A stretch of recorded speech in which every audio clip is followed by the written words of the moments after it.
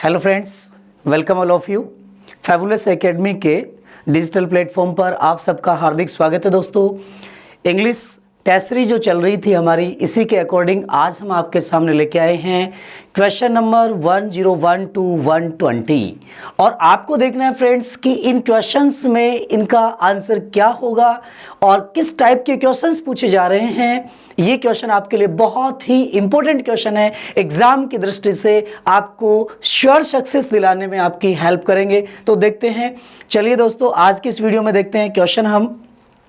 यदि आपने हमारे चैनल को अभी तक सब्सक्राइब नहीं किया है तो सबसे पहले आप चैनल को सब्सक्राइब कर दें, जिससे कि आपको प्रत्येक वीडियो का नोटिफिकेशन अवेलेबल हो जाए, आपको मिल जाए।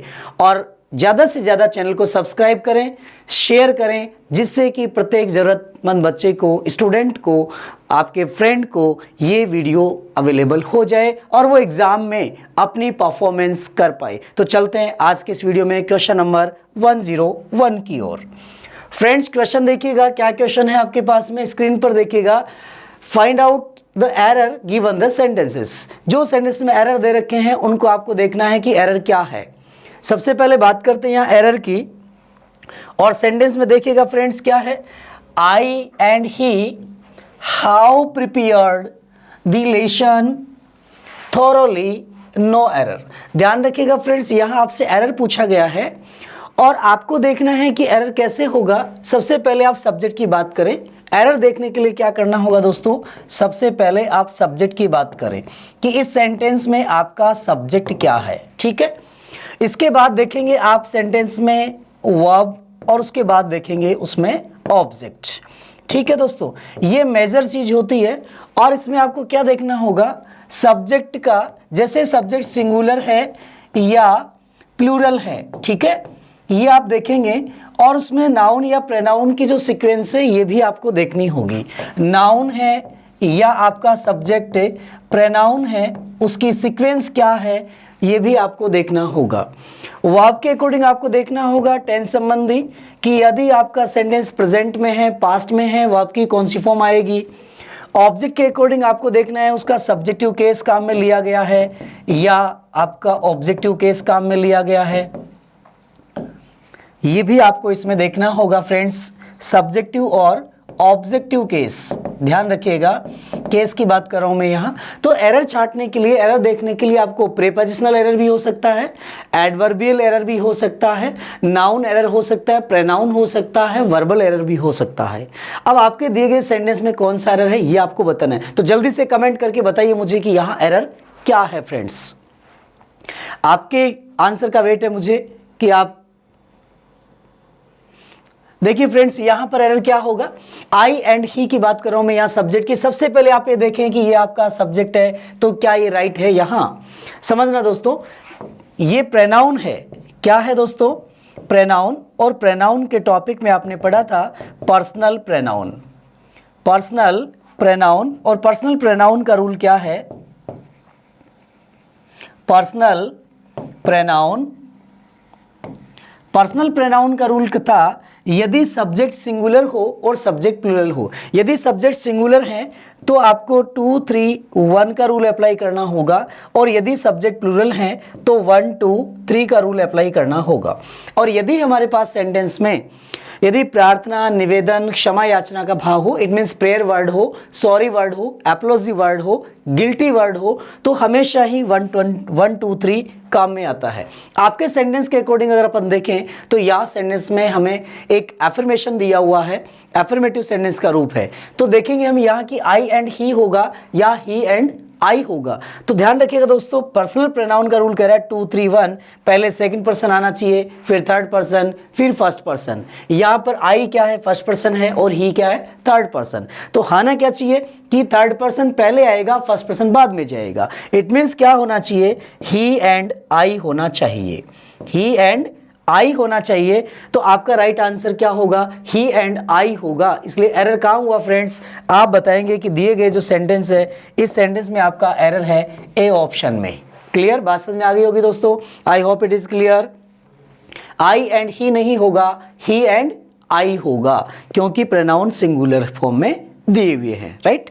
आगे बढ़ते हैं क्वेश्चन नंबर नेक्स्ट की ओर, सेकंड क्वेश्चन। सेकंड क्वेश्चन क्या देखिए friends, The vacancy was filled by a young scholar who had an extensible knowledge of ancient art.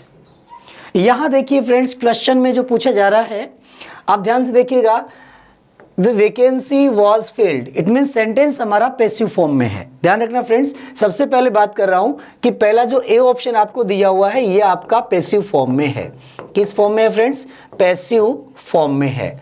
और पैसिव फॉर्म होने के कारण आपको पता होगा कि वोज वर के साथ वर्ब की थर्ड फॉर्म आती है, सेंटेंस पास्ट टेंस का चल रहा है, right. By a young scholar, ये आपका सब्जेक्ट है इस सेंटेंस का, ये क्या होगा दोस्तों? ये आपका सब्जेक्ट है। इसके बाद आगे बढ़ते हैं अपन। हु का प्रयोग, हु क्या है दोस्तों? एक प्रोनाउन है, रिलेटिव प्रोनाउन। और रिलेटिव प्रोनाउन का रूल आपने पढ़ा है कि हु का रूल क्या कहता है? हु के जस्ट बाद में हेल्पिंग वर्ब या वर्ब आती है और इससे पहले एक पर्सन का नाम या पर्सन को आइडेंटिफाई करने वाला वर्ड होगा। और ये हु का प्रयोग किसके रूप में किया जाएगा? सब्जेक्ट के लिए किया जाता है। तो यह हुआ हु हैड एन एक्सटेंसिबल। अब देखिए दोस्तों, यहां एन एक्सटेंसिबल नॉलेज, इस चीज को आप समझिएगा, एक्सटेंसिबल होगा या एक्सटेंसिव होगा या एक्सटेंसिवली होगा, समझ रहे हैं? यहां पर दिया हुआ क्या है हमें? Who had an extensible knowledge. Extensible knowledge, इस चीज को समझिएगा, एक्सटेंसिबल नॉलेज का मतलब क्या हुआ? यहां आप देखेंगे कि एन एक आर्टिकल है, इसके बाद में आपके पास दिया क्या है? एक्सटेंसिबल, और फिर है नॉलेज। तो ये नॉलेज शब्द तो क्या है दोस्तों? नाउन है। अब आपके पास क्या आना चाहिए? एडजेक्टिव आना चाहिए इससे पहले। तो एन एक्सटेंसिव नॉलेज होता है या एक्सटेंसिबल नॉलेज होता है? हमेशा ध्यान रखिएगा दोस्तों, ये एक्सटेंसिबल जो है ये वर्ड यहाँ मेंशन नहीं होगा, यहाँ पर एडजेक्टिव फॉर्म आएगी। और एडजेक्टिव फॉर्म क्या होगी दोस्तों? इसकी एक्सटेंसिव होगी। क्या होगी? एक्सटेंसिव। एलवाई लग करके तो एडवर्ब बन जाएगा, जबकि हमारे पास पहले क्या है यहाँ पर सेंटेंस में देखिएगा आर्टिकल है, इसलिए एडवर्ब नहीं बनाएंगे। क्या बनाना होगा? इसे एडजेक्टिव बनाना होगा। एडजेक्टिव के साथ में क्या होगा? नाउन आएगी। तो यहाँ एडजेक्टिव एक्सटेंसिबल नहीं है, एडजेक्टिव क्या होगा? एक्सटेंसिव होगा। तो यहाँ आंसर आपका क्या लिखा जाएगा फ्रेंड्स? ध्यान रखिएगा, उत्तर होगा आपका यहाँ आंसर एक्सटेंसिव होगा। ध्यान रखिएगा। तो आपका एरर कहाँ हुआ फ्रेंड्स? यहाँ आपके पास सेंटेंस में एरर दिया हुआ है। तो ये एरर किस ऑप्शन में हुआ? सी ऑप्शन में आपका क्या है? एरर है।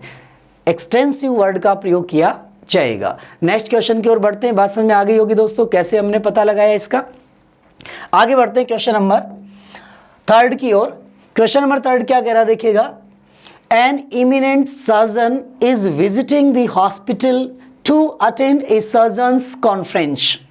ध्यान रखिएगा फ्रेंड्स, क्वेश्चन को ध्यान से पढ़िएगा, आप अपने आंसर तक पहुंच जाएंगे। मैंने यहाँ पर वो क्वेश्चंस लिए हैं जो क्वेश्चंस एग्जाम में बहुत इंपॉर्टेंट हैं और ये क्वेश्चंस आपको श्योर सक्सेस दिलाने में हेल्प करेंगे। देखिएगा, an eminent surgeon, eminent surgeon, यहाँ एन आर्टिकल है, इमिनेंट क्या है? एक एडजेक्टिव फॉर्म है, सर्जन नाउन है। तो यहाँ सब्जेक्टिव केस चल रहा है, सिंगुलर फॉर्म चल रही है, इसलिए यहाँ इसका प्रयोग बिल्कुल राइट है, कोई एरर नहीं है यहाँ तक अभी।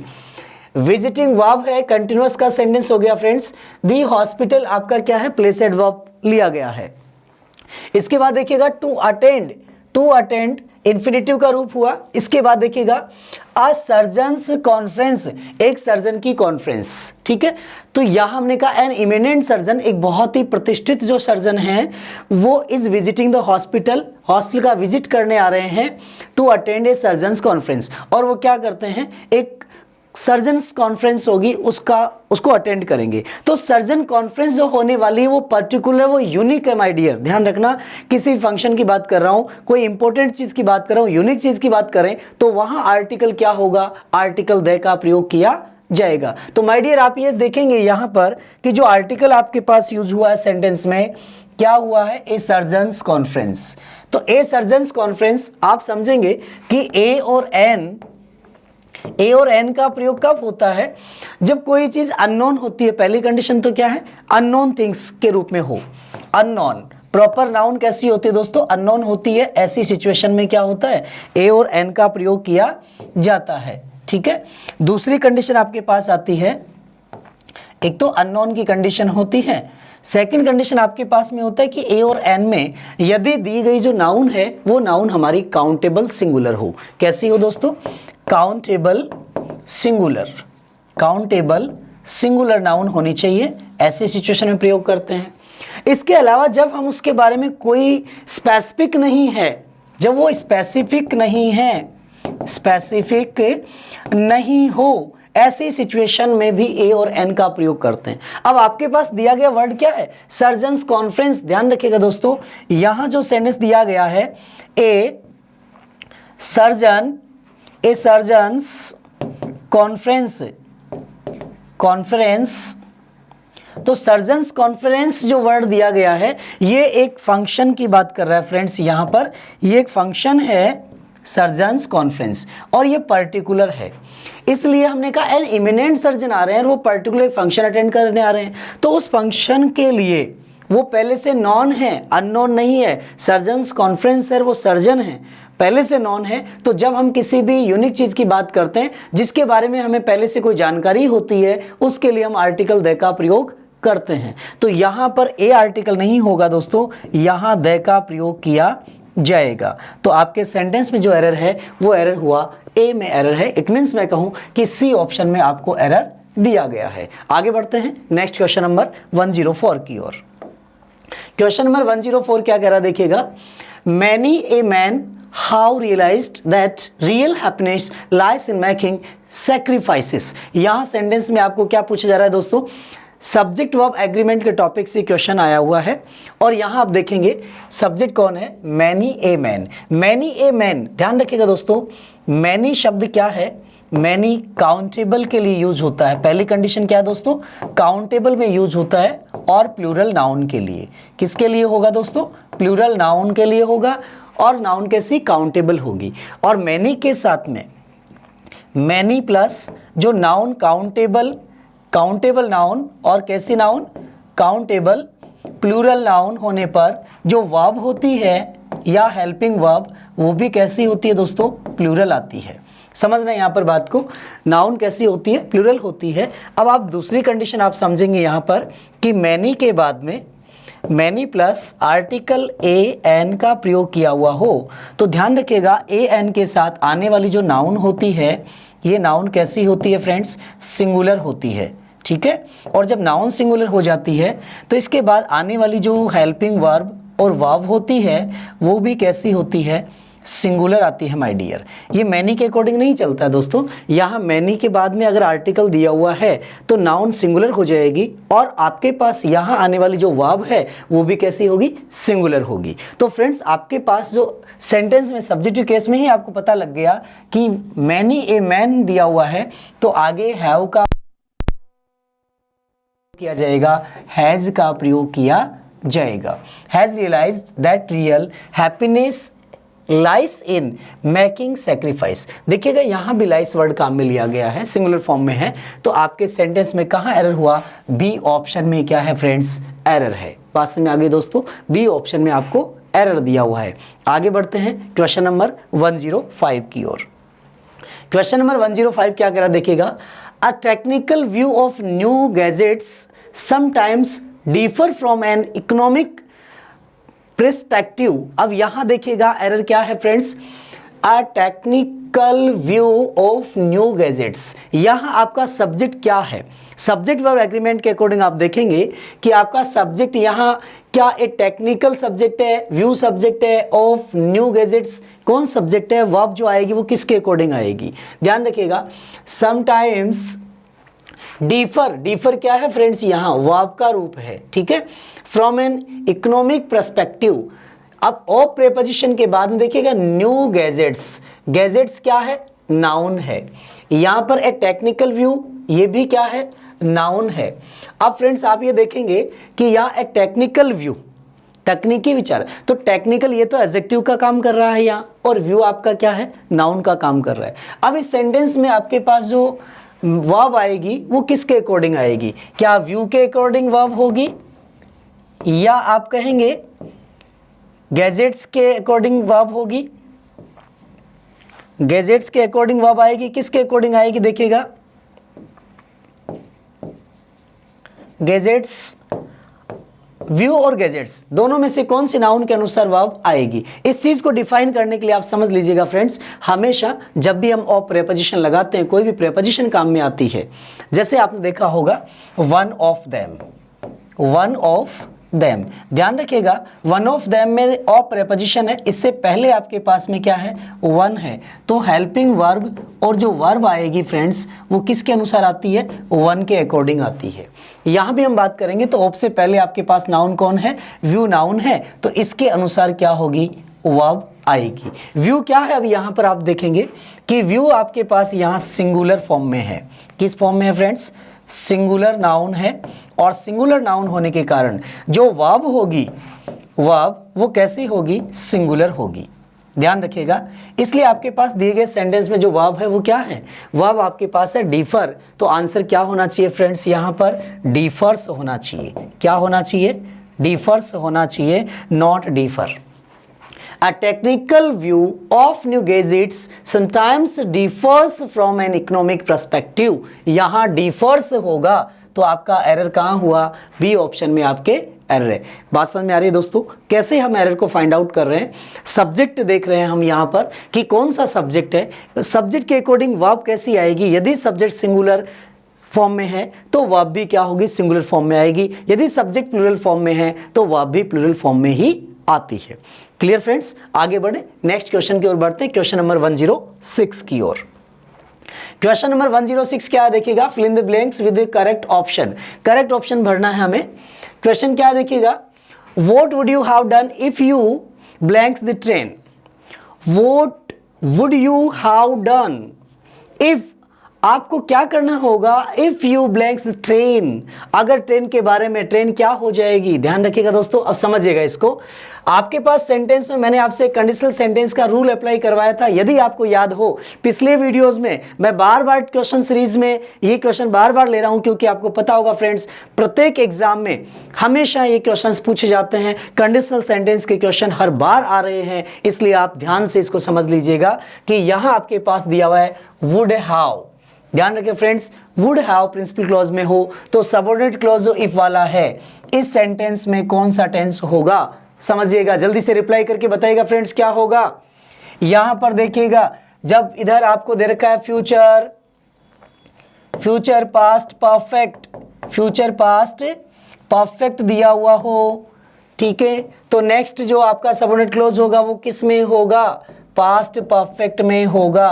किस में होगा फ्रेंड्स, पास्ट परफेक्ट में होगा। कौन सा क्लॉज, सबऑर्डिनेट क्लॉज, ठीक है। इसलिए आपके पास में यहां देखिएगा आप हैव का प्रयोग, हैव मिस्ड नहीं होगा माय डियर, क्योंकि सेंटेंस पास्ट में चल रहा है, ऑप्शन ये प्रेजेंट का है, तो हैव मिस्ड नहीं होगा, हैड मिस्ड हो सकता है, बिल्कुल कंफर्म होगा my dear. Missed second form है, सेकंड फॉर्म कब होती है, यदि पास्ट फ्यूचर होता, फ्यूचर पास्ट सिंपल होता, तो यहां पर हम किसका प्रयोग करते, मिस्ड का प्रयोग कर लेते। मिसिंग कंटिन्यूअस है, ये भी आपका आंसर नहीं होगा, तो फ्रेंड्स आपका आंसर क्या हुआ, हैड मिस्ड, क्योंकि सेंटेंस कंडीशनल टेंस में दिया हुआ कंडीशनल सेंटेंस है। आगे बढ़ते हैं नेक्स्ट क्वेश्चन की ओर, क्वेश्चन नंबर 107 की ओर, और 107 क्वेश्चन क्या कह रहा देखिएगा, I stayed in Mumbai eight years. यहां पर आपसे प्रेपोजिशन पूछी जा रही है, बहुत इजी क्वेश्चन है फ्रेंड्स, आप इजीली आंसर दे सकते हैं। आई स्टेड इन मुंबई, मैं मुंबई में रुका, कितने टाइम के लिए, 8 ईयर्स। 8 ईयर्स क्या है, पीरियड ऑफ टाइम है या पॉइंट ऑफ टाइम है, बताइए, जल्दी कमेंट करिएगा फ्रेंड्स कि पीरियड ऑफ टाइम है या पॉइंट ऑफ टाइम है। हमने आपको पिछले वीडियोस में बताया है कि पॉइंट ऑफ टाइम के लिए सिंस का प्रयोग करते हैं और पीरियड ऑफ टाइम के लिए फॉर का प्रयोग किया जाता है। तो माय डियर यहां बिल्कुल इजी बात है हमारे पास में, और इस चीज को समझने के लिए, पीरियड ऑफ टाइम को समझने के लिए हमने आपको लॉजिक बताया था कि point of time, period of time, point of time and period of time के लिए क्या प्रेपोजिशन यूज होती है। पीरियड की बात करते हैं तो यहाँ प्रेपोजिशन फॉर होता है, और पॉइंट ऑफ टाइम की बात करते हैं तो प्रेपोजिशन सिंस होती है। अब फ्रेंड्स आप एक चीज और समझ लीजिएगा यहाँ पर कि कैसे हमें पता चले कि पीरियड ऑफ टाइम है, पॉइंट ऑफ टाइम है। पीरियड ऑफ टाइम को डिफाइन करना हो तो ध्यान रखिएगा, कोई भी अंक प्लस समय सूचक शब्द, यहाँ मैं आपसे हिंदी में बात कर रहा हूँ, हिंदी में बहुत आसान तरीके से आपको समझ में आ जाएगा। अंक प्लस समय सूचक शब्द दिया हो, अंक प्लस समय सूचक शब्द दिया हो, ऐसी सिचुएशन में फॉर का प्रयोग करते हैं।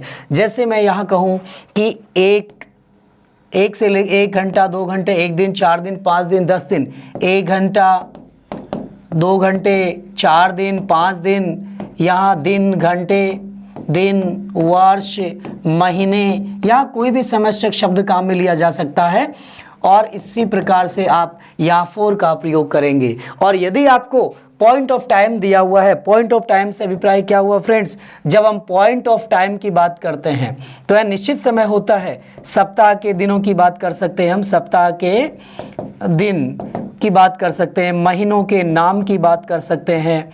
यहाँ हिंदी में इसलिए लिख रहा हूँ कि आपको आसानी से समझ में आ जाए।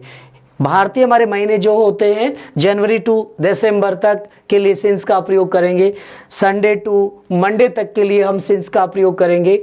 इसके अलावा हमारे पास जो दिन की अवधि होती है, डे का जो time fixation of the time है डे में, जैसे हम कहते हैं मॉर्निंग, आफ्टरनून, इवनिंग, इनके लिए भी किसका प्रयोग होता है, सिंस का प्रयोग किया जाएगा। तो फ्रेंड्स अब आप बता सकते हैं कि 8 ईयर्स के लिए किसका प्रयोग किया जाएगा, फॉर का प्रयोग होगा। तो फ्रेंड्स यहाँ आपका आंसर क्या हो गया, ए ऑप्शन आपका आंसर हुआ, क्योंकि ये पीरियड ऑफ टाइम है, सिंस पॉइंट ऑफ टाइम है। थ्रू का प्रयोग किसके लिए होता है, प्रिपरेशन। थ्रू का अर्थ होता है में होकर गुजरना, ध्यान रखना दोस्तों। थ्रू मीन्स किसी चीज में से होकर गुजर जाना, जैसे थ्रू द जंगल, थ्रू में होकर गुजरना, में होकर गुजरना, किसी चीज में से होकर कोई चीज गुजर जाती है उसको कहते हैं थ्रू। जैसे मैंने कहा through the window, through the window किधर से, खिड़की में होकर। Through the forest, through the forest. तो ध्यान रखिए दोस्तों, यहाँ पर हम थ्रू प्रेपोजिशन की बात कर रहे हैं। थ्रू का अर्थ होता है किसी चीज में होकर के गुजर जाना, ठीक है। इसके बाद आपके पास नेक्स्ट प्रेपोजिशन है अराउंड। अराउंड का अर्थ होता है चारों ओर। आपने पढ़ा होगा राउंड, अराउंड, सराउंड, ध्यान रखिएगा। अराउंड शब्द का अर्थ गोल घूमना चारों ओर, सराउंड का मतलब चारों तरफ, बाहरी परिसर भी शामिल हो जाता है। राउंड का मतलब गोल घेरा। ध्यान रखिए दोस्तों, इस चीज को समझ लीजिएगा। यहाँ पर हमारे पास एक वर्ड होता है राउंड, वर्ड है राउंड। ये मैंने एक राउंड बनाया दोस्तों। तो यहाँ अगर हम ये एक चारों तरफ इसके चक्कर लगा रहे हैं तो ये हमारा क्या है, राउंड है। और हम इसकी बात करें अराउंड, अराउंड चारों तरफ घूमना। ध्यान रखिए ये राउंड है एक कंप्लीट, और इसके चारों तरफ यदि हम घूम रहे हैं तो ये हमारी जो सिचुएशन है ये क्या है, अराउंड है। और सराउंड शब्द से अभिप्राय क्या हुआ, इसके आसपास का जो ये एरिया होगा फ्रेंड्स, ध्यान रखिएगा, इसके चारों तरफ का जो ये एरिया है, ये एरिया क्या कहलाएगा, सराउंड। क्या कहलाएगा, सराउंड। तो सराउंड आसपास का जो क्षेत्र है वो सराउंड है। इसका भीतर का जो भाग है आसपास का वो क्या कहलाएगा, अराउंड। और इसकी चारदीवारी के ऊपर अगर हम घूम रहे हैं ये कहलाएगा राउंड। बात समझ में आ गई होगी दोस्तों। तो यहाँ आपका जो प्रीपोजिशन का जो टॉपिक है थ्रू, अराउंड, सिंस, फॉर, ये क्लियर होता है। नेक्स्ट की ओर बढ़ते हैं, क्वेश्चन नंबर 108 की ओर। फ्रेंड्स 108 क्वेश्चन क्या है देखिएगा, if I her address I would have called on her। बहुत इजी क्वेश्चन है, रिपीट हुआ क्वेश्चन, देखिएगा friends. If I her address, I would have, यहाँ वुड हैव दिया हुआ है तो प्रिंसिपल क्लोज वुड हैव में हो तो सबऑर्डिनेट क्लोज किस में जाएगा फ्रेंड्स, यहाँ फ्यूचर पास्ट की बात कर रहे हैं। फ्यूचर पास्ट परफेक्ट क्या है फ्रेंड्स, फ्यूचर पास्ट परफेक्ट। और फ्यूचर पास्ट परफेक्ट जब दिया है फ्रेंड्स तो आप क्या करेंगे, यहां आपके पास सबऑर्डिनेट क्लॉज जो होगा वो आपका किस में आ जाएगा फ्रेंड्स, पास्ट परफेक्ट में। किस में होगा, पास्ट परफेक्ट में होगा। तो विल हैव हो सकता है क्या, बिल्कुल नहीं होगा my dear. Had, none, can have modal form है, शैल हैव फ्यूचर सिंपल है। तो राइट आंसर क्या हो गया फ्रेंड्स, हैड, नॉन, यहाँ आपका बिल्कुल राइट आंसर है। कंडीशनल सेंटेंस का रूल अप्लाई किया जा रहा है। आगे बढ़ते हैं क्वेश्चन नंबर 109 की ओर। क्वेश्चन 109 क्या है देखिएगा दोस्तों, the degree will be awarded during the annual. अब एनुअल क्या फ्रेंड्स, यहाँ आपको समझना है। द डिग्री, जो डिग्री दी जाएगी, विल बी पैसिव में सेंटेंस है फ्रेंड्स, ध्यान रखना यहाँ पर। Will be awarded during the annual, वार्षिक क्या, जो डिग्री आपको दी जाएगी वो किस में दी जाएगी, कोई फंक्शन में दी जाएगी, कोई प्रोग्राम ऑर्गेनाइज किया जाएगा, कोई फेस्टिवल होगा उसके अकॉर्डिंग दी जाएगी। तो यहाँ देखिएगा, सबसे पहले बात करते हैं अपन, यहाँ पहला वर्ड है कॉन्फ्रेंस, और कॉन्फ्रेंस का हिंदी मीनिंग क्या होता है फ्रेंड्स, ध्यान रखिएगा, कोई भी सम्मेलन होना, ध्यान रखना, कॉन्फ्रेंस का मतलब क्या होता है, सम्मेलन, कॉन्फ्रेंस होना, सम्मेलन होना। कॉन्फ्रेंस होती है आपसी बातचीत होती है, वहां पर विचार विमर्श होते हैं, ध्यान रखना दोस्तों, विचार विमर्श किए जाते हैं, ऐसा सम्मेलन जिसमें क्या होंगे, हमारे आपस में विचार विमर्श होते हैं, ठीक है, विचार विमर्श होते हैं। वहां डिग्री से उसको अवॉर्डेड नहीं किया जाता है कॉन्फ्रेंस में, ध्यान रखना। आपने देखा होगा जिसे कहा जाता है वीडियो कॉन्फ्रेंस हो रही है, यानी कि वीडियो कॉन्फ्रेंस के माध्यम से परस्पर विचार विमर्श किए जा रहे हैं, बातचीत हो रही है। तो कॉन्फ्रेंस एक ऐसा सम्मेलन है जिसमें विचार विमर्श किए जाते हैं, ठीक है। तो ये तो आपका आंसर नहीं हो सकता। सेकेंड ऑप्शन की ओर बढ़ते हैं, कन्वेंशन। और कन्वेंशन शब्द का प्रयोग किसके लिए किया जाता है, जब हम किसी से कोई एग्रीमेंट करते हैं फ्रेंड्स, क्या करते हैं, जब कोई एग्रीमेंट करते हैं, ऐसी सिचुएशन में हम कॉन्वेंट कहते हैं। कन्वेंशंस, अग्रीमेंट, एग्रीमेंट करना, इट मीन्स मैं कहूँ यहाँ समझौता करना। यहाँ प्यारे विद्यार्थियों आपको ये समझना है कि प्रत्येक जो वोकेब दी हुई है, वर्ड दिया हुआ है, उस वर्ड का मीनिंग क्या है। आपको इस वोकेब में, ये जो वोकेब हम इसलिए ले रहे हैं कि आपको क्लियर हो जाए, एग्जाम में आपको स्पेलिंग एरर में प्रॉब्लम नहीं आए, मीनिंग को समझने में प्रॉब्लम नहीं आए, ठीक है दोस्तों। तो कन्वेंशन, सेकंड थर्ड ऑप्शन आपका, तो कन्वेंशन एग्रीमेंट यहाँ नहीं होगा, राइट आंसर। कन्वॉल्यूशन, कन्वॉल्यूशन का मतलब होता है टर्न लेना, कन्वॉल्यूशन का ना परिवर्तन करना, ध्यान रखना ना, यहाँ पर क्या है, चेंज करना, टर्न करना, इट मीन्स मैं कहूँ परिवर्तन करना या किसी चीज को घुमाना, ठीक है, मोड़ना, ये इसके अकॉर्डिंग आते हैं।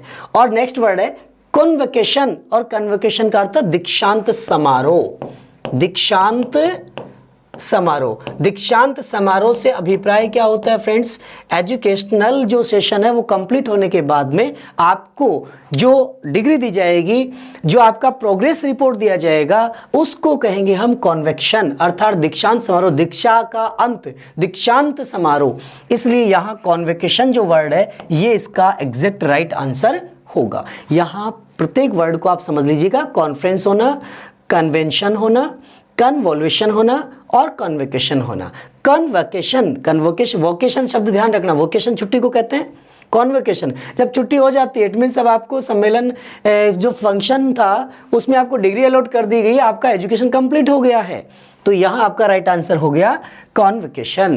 क्लियर। नेक्स्ट क्वेश्चन की ओर बढ़ते हैं, क्वेश्चन 1010 की ओर, 110 की ओर सॉरी। तो 110 नंबर क्वेश्चन क्या कह रहा है हमारा, Parveen and Neelima could not enroll in the college blanks, they had already managed to get a passing score in the official exam। Question क्या पूछना चाह रहा है, कौन से टॉपिक से क्वेश्चन हमने पुटअप किया है, यहां देखिए फ्रेंड्स, आपका ये क्वेश्चन जो लिया हमने, ये क्वेश्चन है आपका कंजक्शन के टॉपिक से, और आपको सूटेबल कंजक्शन बताना है कि यहां कंजक्शन क्या होगा।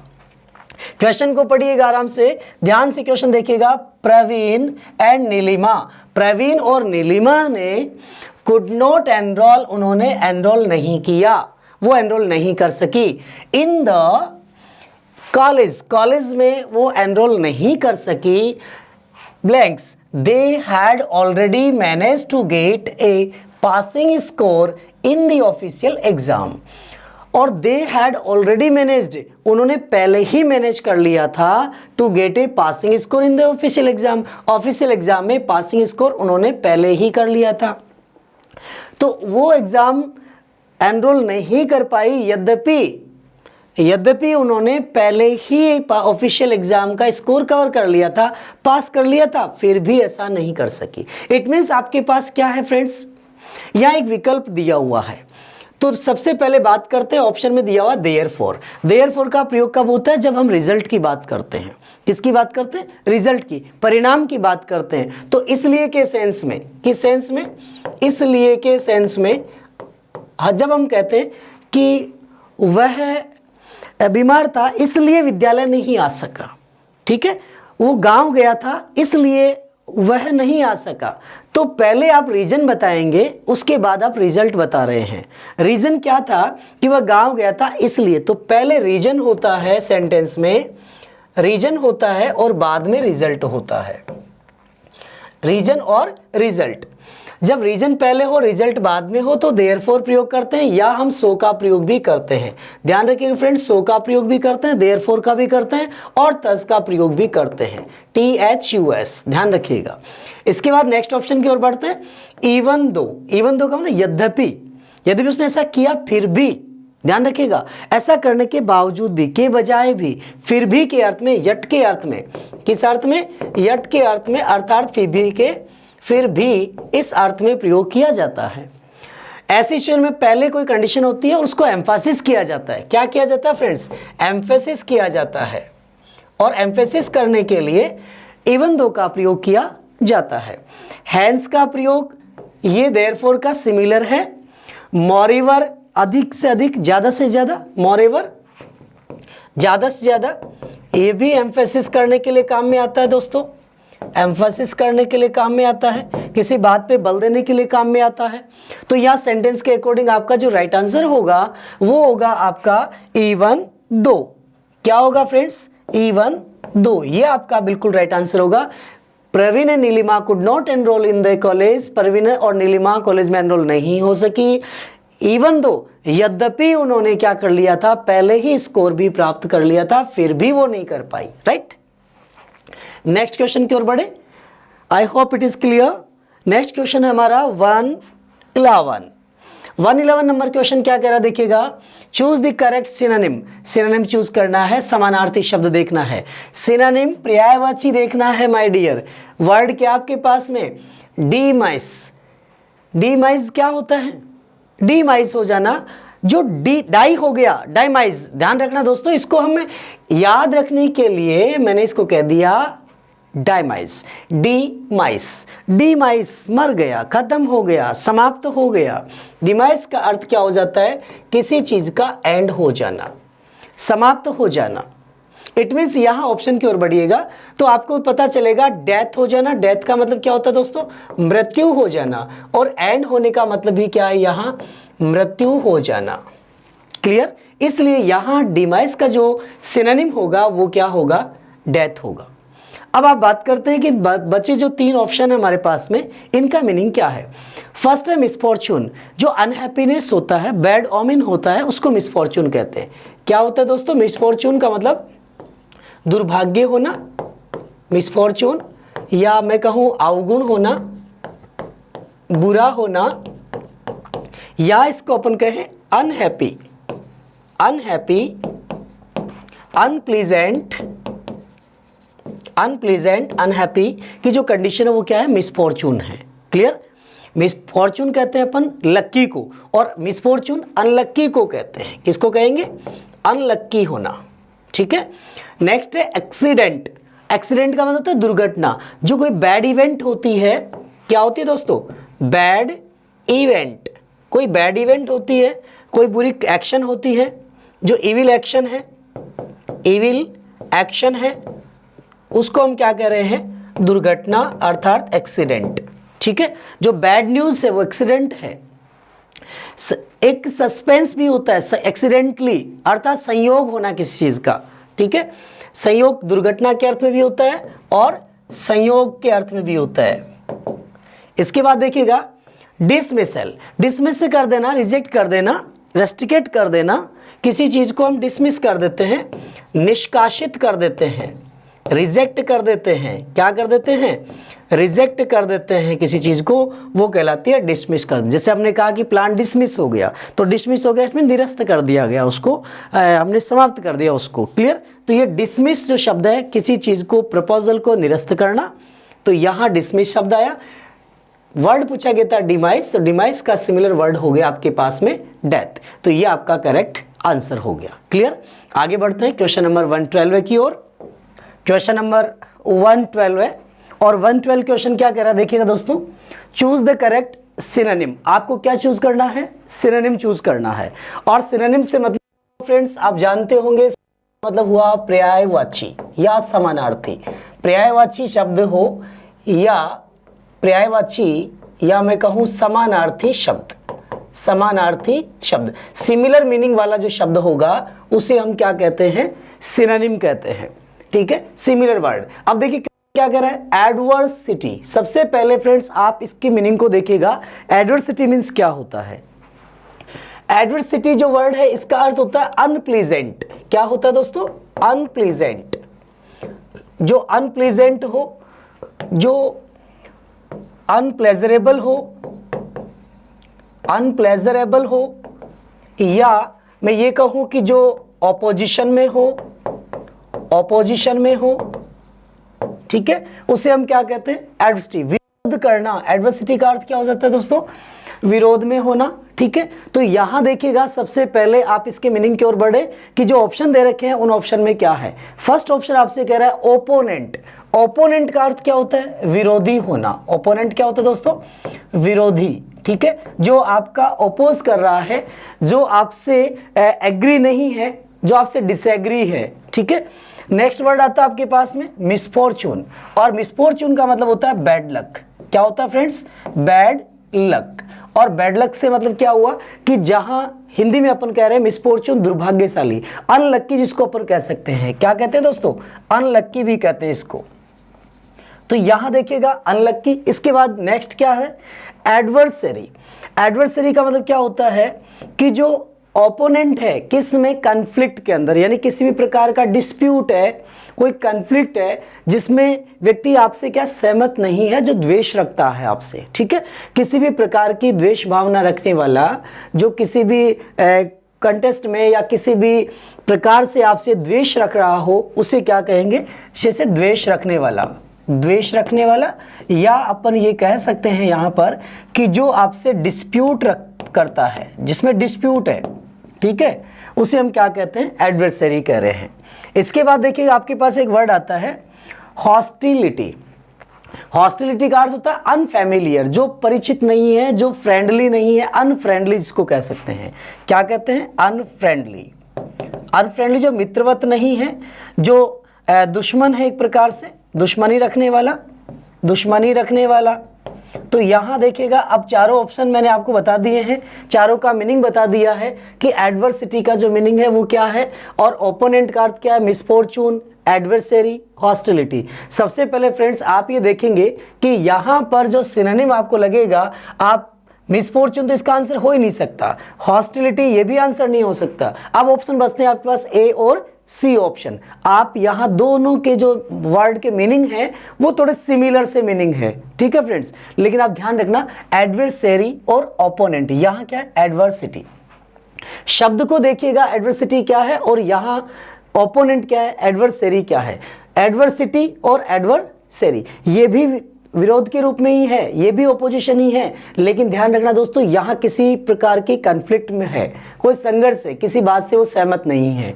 और यहाँ एडवर्सिटी जो है वो अनप्लीजेंट, प्लेजरेबल्स की कंडीशन में, जो आपके ओपोजिशन में खड़ा हो, उसे कहते हैं। तो यहाँ आपका राइट आंसर क्या होगा, एज ए वोकेब के अकॉर्डिंग ओपोनेंट। ध्यान रखिएगा दोस्तों, एडवर्सिटी का सिनोनिम की अगर अपन बात करें तो आपका सिनोनिम क्या होगा, ओपोनेंट होगा। क्लियर, आगे बढ़े नेक्स्ट क्वेश्चन की ओर। अगला क्वेश्चन है आपका क्वेश्चन नंबर 113। क्या देखिएगा स्क्रीन के ऊपर, choose the correct antonym. Antonym choose करना है, अपोजिट चूज करना है माय डियर।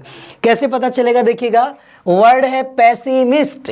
क्या वर्ड है, पेसिमिस्ट। और पेसिमिस्ट क्या होता है, आपने पढ़ा होगा optimist, pessimist, optimist, pessimist. Optimist क्या होता है, पेसिमिस्ट क्या होता है।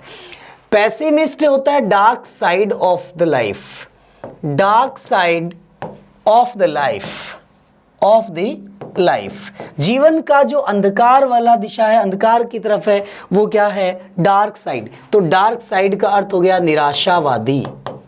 ठीक है, तो पेसिमिस्ट होते हैं निराशावादी। और दूसरा वर्ड आपके पास का उल्टा क्या होगा, ऑप्टिमिस्ट, आशावादी। पेसिव से क्या बनता है, पेसिव, जो इनएक्टिव हो जाता है। तो देखिएगा फर्स्ट ऑप्शन आपके पास में क्या, थियस्ट। आपने पढ़ा होगा a person who believe in God, a person who believe in God is theist, in a person who does not believe in God atheist. Atheist और थियस्ट, थियस्ट क्या है, a person a person who believes in existence of God, existence of God, जो ईश्वर के अस्तित्व में विश्वास करता है उसको हम कहते हैं थियस्ट, अर्थात हिंदी में कहते हैं आस्तिक। क्या कहते हैं?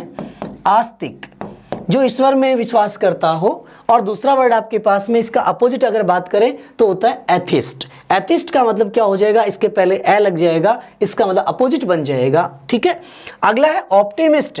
ऑप्टिमिस्ट का मतलब होता है bright side of the life, जीवन का जो आशावादी क्षेत्र है, आशावादी होना, ऑप्टिमिस्ट होना। क्लियर? जो आशावादी होता है उसको ऑप्टिमिस्ट कहते हैं, जो निराशावादी होता है उसको पेसिमिस्ट कहते हैं। तो आपका राइट आंसर क्या हो गया फ्रेंड्स? ऑप्टिमिस्ट। बात करते हैं, नेक्स्ट है वोकलिस्ट। वोकलिस्ट किसे कहते हैं? जो सिंगर होता है, गायक या गायिका को वोकलिस्ट कहते हैं। Person who sings the song, जो सॉन्ग्स गाते हैं उनको क्या कहते हैं हम?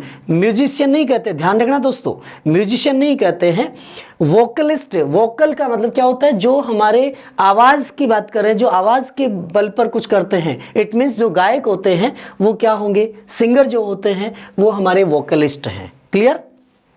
फिर है बिलीवियर। बिलीवियर का मतलब विश्वास करने वाला, ये सामान्य वर्ड है दोस्तों।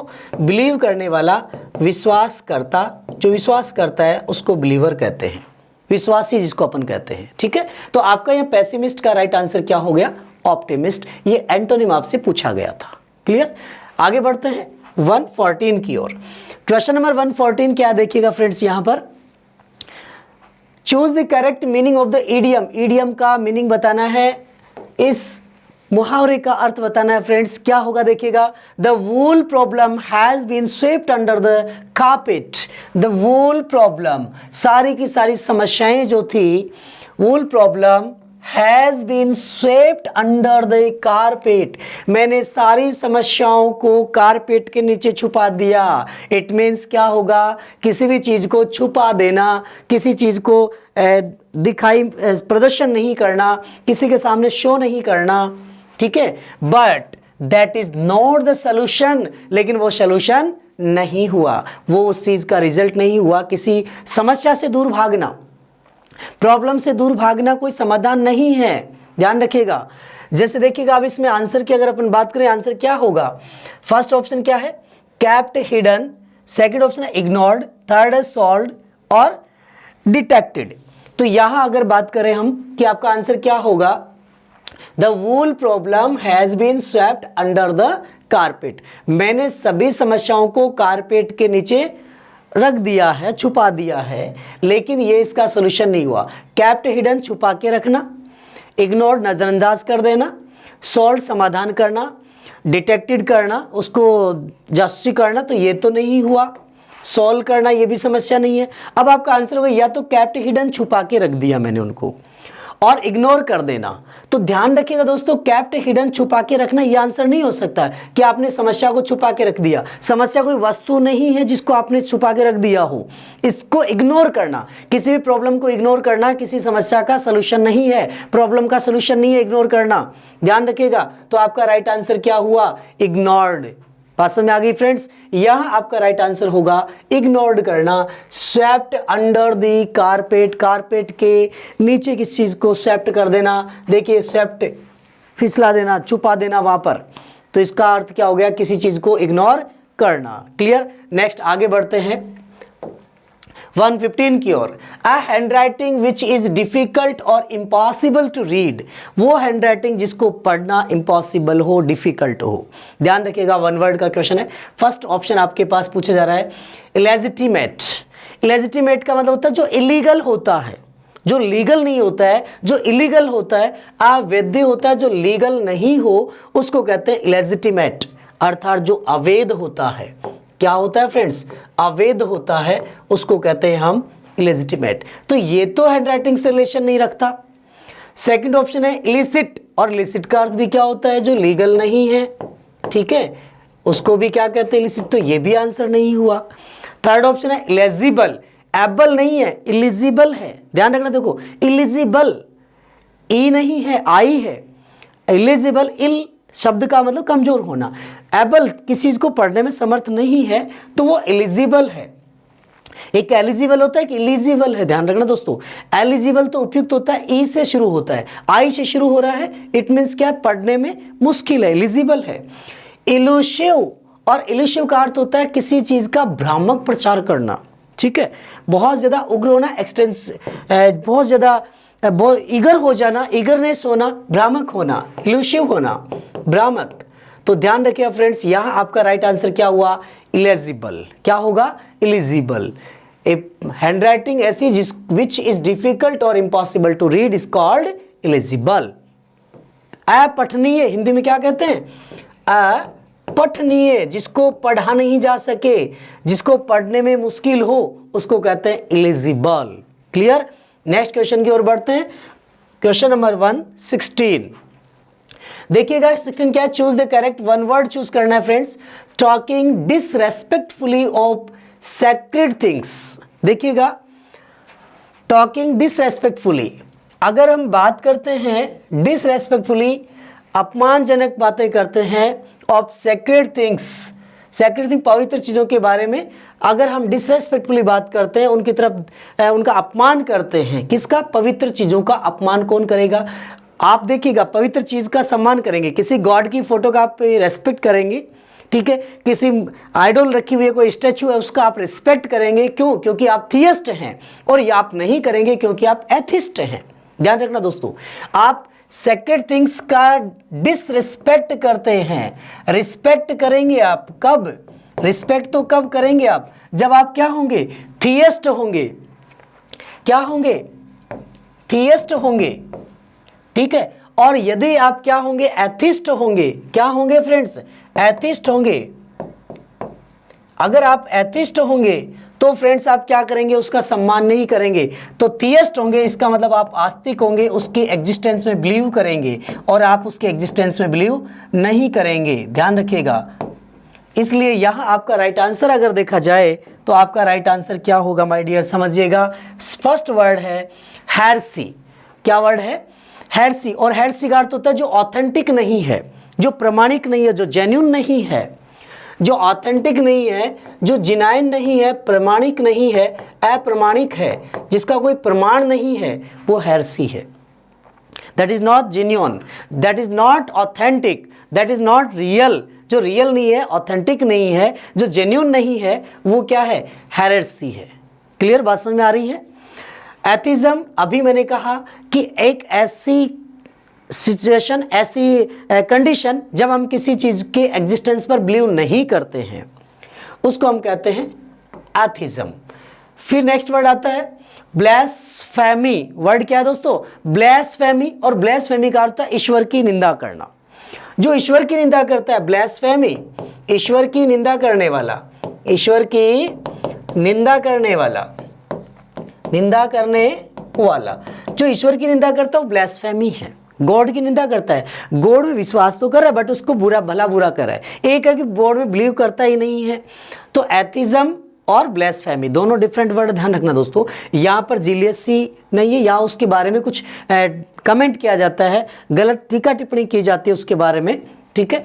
अगला वर्ड आता है अपोस्टेसी। क्या वर्ड है, अपोस्टेसी, जो धर्म का त्याग करता है, जो रिलीजन को त्याग देता है। धर्म का त्याग करना, धर्म का त्याग करना क्या कहलाएगा, अपोस्टेसी, ठीक है। टू सैक्रिफाइस द रिलीजन, धर्म को, sorry, give up the religion, धर्म को त्याग देते हैं, धर्म को छोड़ देते हैं, वो अपोस्टेसी है। ब्लेस्फेमी, गॉड की निंदा करते हैं, गॉड से जीलियसी रखते हैं। एथिज्म, जो गॉड के एग्जिस्टेंस में बिलीव नहीं करते हैं। Talking disrespectfully of sacred things, जो सैक्रेड थिंग्स के पवित्र चीज़ों के बारे में अपमानजनक बातें करते हैं, वो कौन होते हैं, वो एथिज्म होते हैं। क्या होते हैं फ्रेंड्स, एथिज्म होते हैं। क्लियर। तो यहाँ आपका राइट आंसर हुआ एथिज्म। नेक्स्ट क्वेश्चन की ओर बढ़ते हैं। क्वेश्चन नंबर 171 क्या देखिएगा, पैसिव में बदलना है फ्रेंड्स, ध्यान रखिएगा। सबसे पहले क्वेश्चन समझिएगा। The ringing of the alarm clock started me from the deep depths of slumber. सबसे पहले एक्टिव से पैसिव बनाने के लिए आप सेंटेंस में वर्ब देखें, सेंटेंस का सब्जेक्ट, वर्ब और ऑब्जेक्ट, ये 3 चीज देख लीजिएगा, आपको आंसर मिल जाएगा। सबसे पहले आप वर्ब देख लीजिए, इस सेंटेंस की वर्ब कौन है, तो यहां देखिएगा स्टार्टलेड, ये इसकी वर्ब है। वर्ब की कौन सी फॉर्म है, सेकंड फॉर्म है माय डियर। और जब सेंटेंस में सेकंड फॉर्म हो तो पैसिव में क्या होता है, वॉज, वर प्लस वर्ब की थर्ड फॉर्म। जिस ऑप्शन में ये नहीं है उसको कैंसिल कर दीजिएगा। फर्स्ट ऑप्शन में बढ़ते हैं हम, यहां आई वॉज स्टार्टेड, देखिएगा आई वॉज स्टार्टेड दिया हुआ है और यहां पर दिया हुआ है रैंग एंड स्टार्टेड, तो ये तो ऑप्शन हो ही नहीं सकता। The ringing of the alarm clock made awake, ये तो हो ही नहीं सकता। The alarm clock rang startled, ये भी नहीं हो सकता। तो फ्रेंड्स यहां देखिएगा the alarm clock rang started and awoked me, ये हो नहीं सकता, तो आपका ऑप्शन ए बिल्कुल राइट ऑप्शन बच जाता है। आप ध्यान रखिएगा दोस्तों, यहां पर क्या है स्पेलिंग स्टार्टेड, जबकि होना क्या चाहिए स्टार्टलेड।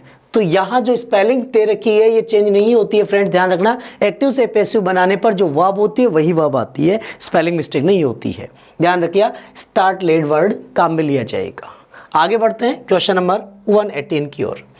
One of the girls in the class will sing the national anthem at the end of the function. यहां सेंटेंस पैसिव बनाना है तो क्या करेंगे, वर्ब को देखिए, सब्जेक्ट देखिए। One of the girls in the class will sing, ध्यान रखिएगा ये आपकी वर्ब आ गई है, ठीक है। The national anthem, ये आपका ऑब्जेक्ट है। At the end of the function, ठीक है, ये भी ऑब्जेक्ट है। अब आप क्या करेंगे, सबसे पहले आप ये देखेंगे विल सिंग दिया है तो ऑप्शन में क्या देखना है, विल बी संग, क्या देखना होगा, विल बी संग या शैल बी संग, शैल बी संग, ठीक है। ऑप्शन की ओर बढ़ते हैं। फर्स्ट ऑप्शन में क्या है, will be sung. Second option में देखिएगा there is a girl in the class who sings, ये आंसर हो ही नहीं सकता। C option a girl to sing national anthem is, ये भी आंसर नहीं हो सकता। D option the function will end नहीं, विल बी होता है फ्रेंड्स, ये भी नहीं हो सकता। तो ए ऑप्शन आपका बिल्कुल करेक्ट ऑप्शन बच जाता है। पास में आ गई फ्रेंड्स, तो यहाँ आपका राइट आंसर हुआ the national anthem will be sung by one of the girls in the class at the end of the function. Next question 119 question देखिएगा, डायरेक्ट से इनडायरेक्ट बनाना है। All right yes I was wrong and you were right he said. यहां देखिएगा friends क्या कह रहा है, reporting verb देख लीजिएगा। सबसे पहले ही सेड, क्या कहा, ऑल राइट ठीक है, यस हाँ, आई वॉज रॉन्ग मैं गलत था, एंड यू वर राइट और तुम सही थे। इट मीन्स उन्होंने ये बात क्या की है, कही है, एडमिट की है। तो देखिएगा सबसे पहले रिपोर्टिंग वर्ब क्या है, ही admitted that, he admitted that I, he admitted that, he admitted that. यहां देखिएगा सबसे पहले आपके पास सब्जेक्टिव केस कौन है, आई, और आई फर्स्ट पर्सन रिपोर्टिंग वर्ब के सब्जेक्ट के अनुसार बदलता है। तो रिपोर्टिंग वर्ब का सब्जेक्ट है ही, तो इसका मतलब आपके पास सब्जेक्ट आना चाहिए ही। देखिएगा ही admitted that I was, admitted that I, admitted that he और ही, इसका मतलब यहां आई, ये दो ऑप्शन तो आपके पहले ही कैंसिल हो जाते हैं। क्लियर। आगे बढ़ते हैं, यहां वॉज रॉन्ग दे रखा है फ्रेंड्स, वो चेंज होता है हैड प्लस वर्ब की थर्ड फॉर्म में। वॉज रॉन्ग यहां वर्ब नहीं है, इसलिए डायरेक्टली हैड का प्रयोग किया जाएगा। तो had been wrong, was wrong, had been wrong. तो यहां देखिएगा फ्रेंड्स आप क्या कहेंगे, हैड बीन, क्योंकि वर्ब नहीं है ना, तो सहायक क्रिया हैड हो गई, इसके साथ वर्ब बी की फॉर्म लगती है तो क्या बन जाता है, हैड बीन बन जाता है, राइट। इसके बाद देखिए यहाँ यू दे रखा है, यू सेकंड पर्सन जब दिया हुआ नहीं हो तो फर्स्ट पर्सन सिंगुलर या प्लूरल माना जाता है, तो आई मान लिया जाता है, राइट। तो ये दो ऑप्शन आपके कैंसिल हो चुके हैं। यहाँ देखिएगा हैड बीन रॉन्ग या हैज बीन रॉन्ग। तो फ्रेंड आप देख रहे हैं वोज का कभी हैज नहीं होता है, तो ये ऑप्शन भी आपका कैंसिल हुआ और सी ऑप्शन आपका बिल्कुल राइट आंसर हो गया। देखिएगा had been wrong and had been right, had been wrong and had been right. क्या कह रहा है, all right yes I was wrong and I were right. तो वर दे रखा है, वर चेंज होगा हैड बीन में, दोनों जगह हैड बीन, यहां और यहां दोनों जगह हैड बीन है, तो ये आपका राइट आंसर हो गया। क्लियर। नेक्स्ट क्वेश्चन की ओर बढ़ते हैं, क्वेश्चन नंबर 120 क्या देखिएगा friends, I asked my brother if he had return the money to his friend. यहां देखिएगा फ्रेंड्स क्या करेंगे हम, यहां I asked my brother, sentence already आपको इनडायरेक्ट स्पीच में दिया हुआ है और आपको चेंज करना है डायरेक्ट स्पीच में। देखिएगा, आई आस्क्ड माई ब्रदर, इफ लगा हुआ है। ध्यान रखिएगा फ्रेंड्स, किसी भी सेंटेंस में इनडायरेक्ट स्पीच में इफ का प्रयोग कब होता है? जब रिपोर्टेड स्पीच वाला वाक्य इंटरोगेटिव में हो। इट मीन्स ये कह सकते हैं डायरेक्ट स्पीच का जो सेंटेंस होगा वो यदि इंटरोगेटिव में है तो कंजक्शन इफ या वेदर होगा, या इफ है इट मीन्स जो सेंटेंस शुरू होगा वो हेल्पिंग वर्ब से शुरू होगा। तो जो हेल्पिंग वर्ब से नहीं है कैंसिल कर दीजिएगा। तो देखते हैं हैव, डू, हैड, सभी हेल्पिंग वर्ब से हैं। हेल्पिंग क्या होनी चाहिए? यहां देखिएगा सेंटेंस में क्या है? Had returned. और हैड प्लस वर्ब की थर्ड फॉर्म कब होती है माय डियर? दो कंडीशन में होती है। पहली कंडीशन या तो वर्ब की सेकंड फॉर्म दे रखी हो और या हैज, हैव दिया हो। ठीक है, दो कंडीशन में होती है। अब आप ऑप्शन की ओर बढ़ेंगे तो आप देखेंगे सबसे पहले सेकंड फॉर्म कहां दे रखी है? कहीं भी नहीं है। इट मीन्स डू से हो सकता है कि ये तो हो ही नहीं सकता। हैव, हैड से हो सकता है क्या? हो सकता है, क्योंकि हैड में कोई परिवर्तन नहीं होता है। अब आगे बढ़ते हैं अपन। यहाँ ही कौन सा पर्सन है? Third person. किसके अकॉर्डिंग चेंज हुआ? फर्स्ट पर्सन के अकॉर्डिंग। तो यहाँ पर क्या होगा? आई, और आई के अकॉर्डिंग क्या होगा? देखिए दोस्तों, यहाँ सेंटेंस चेंज करेंगे। Have you return the money to his friend. तो क्या हैव से हो सकता है? Have you.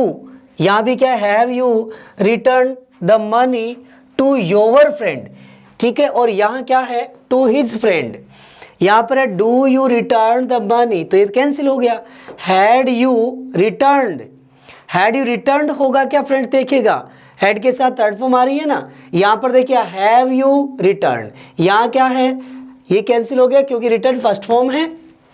Have you return और यहाँ had you returned the money to my friend. ध्यान रखना माई फ्रेंड नहीं होगा।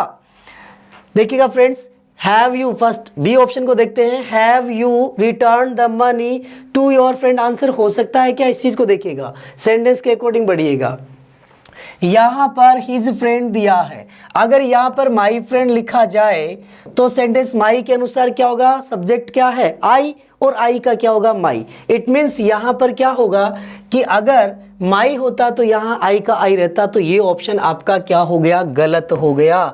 और बी ऑप्शन आपका बिल्कुल right option. Have you return the money to your friend, ये आपका बिल्कुल राइट आंसर हो गया। अब आप समझेंगे फ्रेंड्स यहां पर योवर कैसे आया। सेकंड पर्सन क्या है? योवर। सेकंड पर्सन कौन है? My brother. माई ब्रदर के अनुसार क्या होता है? हिज होता है। क्लियर? इसलिए यहां राइट ऑप्शन क्या हुआ?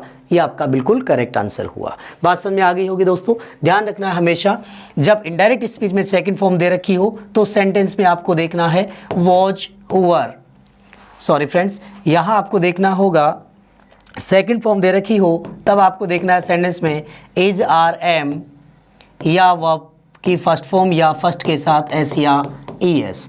प्रेजेंट पास्ट सिंपल जो होता है, प्रेजेंट सिंपल चेंज होता है पास्ट सिंपल में, ध्यान रखिएगा। तो इजारम दे रखा हो तो इजारम का चेंज क्या होता है? वॉज, वर होता है फ्रेंड्स। वॉज, वर है इनडायरेक्ट स्पीच में। यहाँ मैं इनडायरेक्ट स्पीच की बात कर रहा हूँ फ्रेंड्स ये, और ये डायरेक्ट स्पीच के अंदर चेंज करेंगे। तो जब आपको यह सेकंड फॉर्म दे रखी है तो सेकंड फॉर्म चेंज किस में होती है? हैड प्लस थर्ड में चेंज होती है। और हैज, हैव किस में चेंज होता है? हैज, हैव भी इनडायरेक्ट बनाने पर हैड में चेंज होता है। Clear friends? तो बात समझ में आ गई होगी आपको कि आपका आंसर ये कैसे आया। आगे बढ़ते हैं। तो फ्रेंड्स आज की इस वीडियो में आपने देखा कि 1012 120 क्वेश्चंस की जो सीरीज आपने देखी अभी, और इंपॉर्टेंट क्वेश्चंस किस टाइप के क्वेश्चन आ रहे हैं, आपको वीडियो आप शुरू से लेकर एंड तक वीडियो को देखेंगे, प्रत्येक रूल को देखें, जिससे कि आपको स्टेप बाय स्टेप सभी चीजें क्लियर हो जाएगी और एग्जाम में आपको बिल्कुल भी आपको सस्पेंस नहीं होगा और कहीं भी आपको कोई हेजिटेशन नहीं होगी। आप डेफिनेट एग्जाम में अपना स्कोर कवर कर सकते हैं।